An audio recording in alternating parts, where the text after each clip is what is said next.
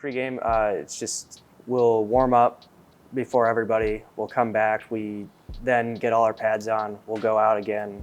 We'll kick and do full operations with the kickers, and then maybe like 10 minutes after that, we'll go and get full operation with the punter and the returners. Staying in routine with George it's about doing the same thing every time. It's about having a good routine. So, we do the same stuff every practice, same practice schedule. And then before every kick, we go out and we get 3 holds before the game. Helps us both, get in the mood, helps us both kind of lock in, get our mechanics right, get our hands warm, whatever it may be. And then we go out there and we can perform just like we've done every other time. But after that, then it's time to go. Kind of have to not think about it. If I went out there and I thought about the situation, or I really felt the pressure of the situation going into it, I think I wouldn't execute it as well. Everyone knows the pressure. Everyone knows the situation. We're all human. We're gonna see it. We're gonna know what's going on. We're gonna know what's on the line here. But it's more about trusting yourself, trusting the guys around you. Like you guys have done this before. It's nothing different. So it's really just about going out there and doing what what you've trained to do. You've done it 1,000 times. So what's the difference here? That's kind of the mindset you have to approach it with, and it's really the only way to stay calm.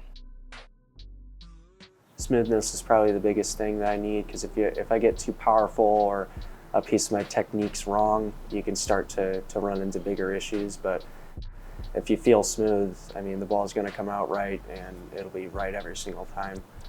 When I'm not feeling smooth, you kind of get issues where the ball's falling out or it's going side to side, high and low. If the snap's off, I just had to kind of go back to the drawing board. I kind of just review it and see what I did.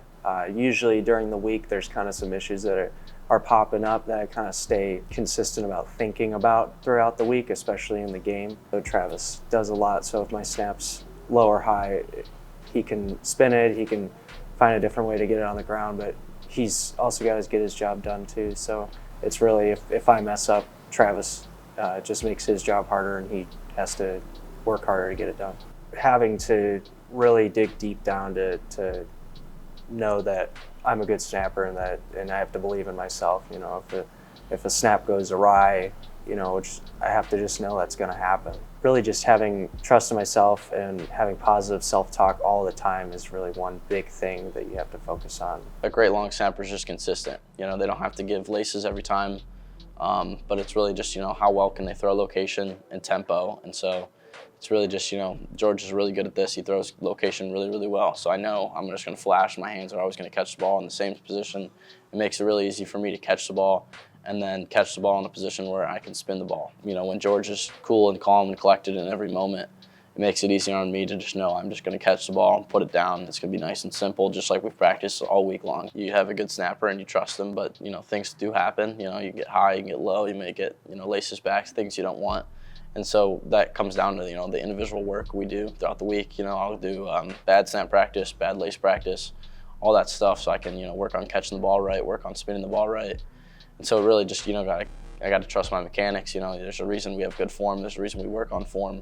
And so it's when things do go wrong. Everyone can catch the ball and put it down if it's perfect, but it's really what do you do when things aren't perfect? So that's my job. And so practice is all about working on when things aren't perfect. And so it's kind of different than most positions. Everyone wants everything to be perfect, but for my position, you're not judged on your good ones, you're judged on your bad ones. So it's all about, how do you handle a bad snap?